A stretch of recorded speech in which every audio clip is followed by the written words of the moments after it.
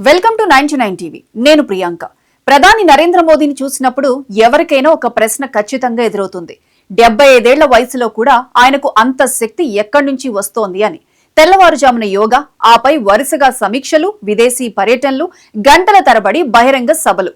విరామం అన్నదే తెలియని ఆ ప్రయాణంలో ఆయన హెల్త్ సీక్రెట్ వెనుక కేవలం యోగా మాత్రమేనా అంటే కాదు అని అంటున్నారు ఎక్స్పర్ట్స్. ఆయన తీసుకునే ఫుడ్ లో ఒక చిన్న పండు ఉంది. అది మామూలు పండు కాదు, -డిగ్రీల చలిలో పుట్టి ప్రాణాలను కాపాడే ఒక సంజీవని.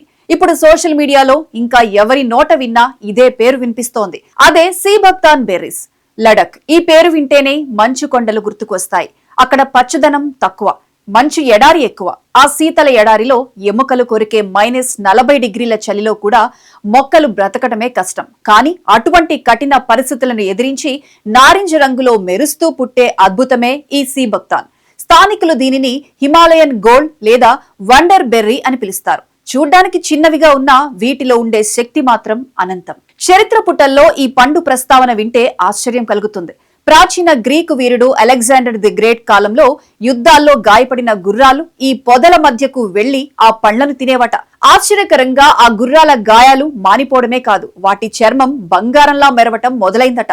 అందుకే దీనికి లాటిన్ భాషలో హిపోఫే అనే పేరు పెట్టారు. అంటే మెరిసే గుర్రమని అర్థం. మోదీ కేవలం రాజకీయ నాయకుడే కాదు, ఆయనకు ఆయుర్వేదం, స్వదేశీ మూలికల మీద అపారమైన అవగాహన ఉంది. గుజరాత్ సీఎంగా ఉన్న కాలం నుంచే ఆయన మన దేశ సంపద అయిన సీబక్తాన్ గురించి పరిశోధనలు చేయించారు. భారత రక్షణ పరిశోధన సంస్థ అంటే DRDO శాస్త్రవేత్తలతో ఆయన స్వయంగా మాట్లాడి సరిహద్దుల్లో ఉండే మన సైనికులకు దీనిని ఆహారంగా ఇవ్వాలని సూచించారు. ఎత్తైన కొండల మీద ఆక్సిజన్ తక్కువగా ఉన్నప్పుడు తీవ్రమైన చలిలో సైనికులు అనారోగ్యం బారిన పడకుండా ఉండటానికి ఈ పండు రసం ఒక రక్షణ కవచంలా పనిచేస్తుంది. మన దేశంలోని ప్రకృతి సంపదను ప్రపంచానికి పరిచయం చేయాలనే ఉద్దేశంతో మోదీ ప్రతి వేదిక మీద దీని గురించి ప్రస్తావిస్తూ ఉంటారు. ఈ పండులో ఉన్న పోషకాలు వింటే వైద్యులే ఆశ్చర్యపోతారు. సాధారణంగా మనం విటమిన్ సి కోసం నిమ్మకాయలు లేదా నారింజ పండ్లు తింటూ ఉంటాం. కానీ సీబక్తాన్ పండులో నిమ్మకాయ కంటే 12 రెట్లు ఎక్కువ విటమిన్ సి ఉంటుంది. అందుకే ఇది రోగ నిరోధక శక్తిని పెంచడంలో మేటి.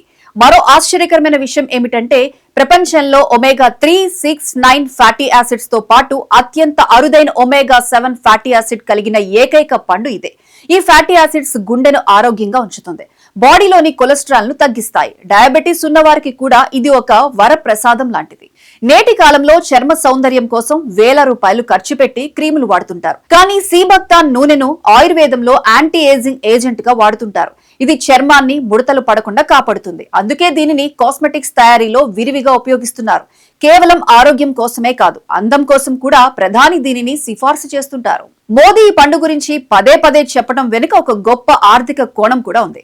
లడక్ ప్రాంతంలో పంటలు పండించడం చాలా కష్టం. కానీ సహజంగా పెరిగే ఈ సీబక్తాన్ ద్వారా అక్కడి రైతుల జీవితాలు మారిపోతున్నాయి. ఒకప్పుడు పిచ్చి మొక్కలుగా భావించిన ఈ పొదలు ఇప్పుడు కోట్లు కురిపిస్తున్నాయి. దేశవ్యాప్తంగా దీనికి గిరాకీ పెరగడంతో లడక్ యువతకు ఉపాధి దొరుకుతుంది. మోదీ ఆశయం ప్రకారం స్వదేశీ ఉత్పత్తులు విదేశీ మార్కెట్లను ఏలడానికి ఇది ఒక చక్కని ఎగ్జాంపుల్. ఈ పండు చాలా పుల్లగా ఉంటుంది, అందుకే దీనిని నేరుగా తినడం కొంచెం కష్టం. మార్కెట్లో ఇప్పుడు దీని జ్యూస్లు, టీ పౌడర్లు, ఆయిల్ క్యాప్సిల్స్ అందుబాటులోకి వచ్చాయి. రోజు ఉదయం ఒక గ్లాస్ సీబక్తాన్ జ్యూస్ తాగితే రోజంతా ఎంతో ఉత్సాహంగా ఉండవచ్చని ఆరోగ్య నిపుణులు చెబుతున్నారు. ప్రధాని చెప్పినట్లుగా మనం విదేశీ మల్టీవిటమిన్ టాబ్లెట్ల మీద ఆధారపడటం కంటే మన హిమాలయాల్లో దొరికే ఇలాంటి సహజ సిద్ధమైన పండ్లను అలవాటు చేసుకోవడం ఎంతో ముఖ్యం. ప్రకృతి మనకు ఇచ్చిన ఈ సంజీవనిని గుర్తించి మన జీవన శైలిలో భాగం చేసుకుంటే 70 ఏళ్ల వయసులో కూడా 20 ఏళ్ల యువకుడిలా పనిచేయడం అసాధ్యమేమీ కాదు. ఆరోగ్యం అనేది మనం కొనుక్కునేది కాదు, మనం తినే ఆహారం ద్వారా సంపాదించుకునేది. సీబక్తాన్ పండు ఆ సంపాదనలో మీకు తోడుగా ఉంటుంది.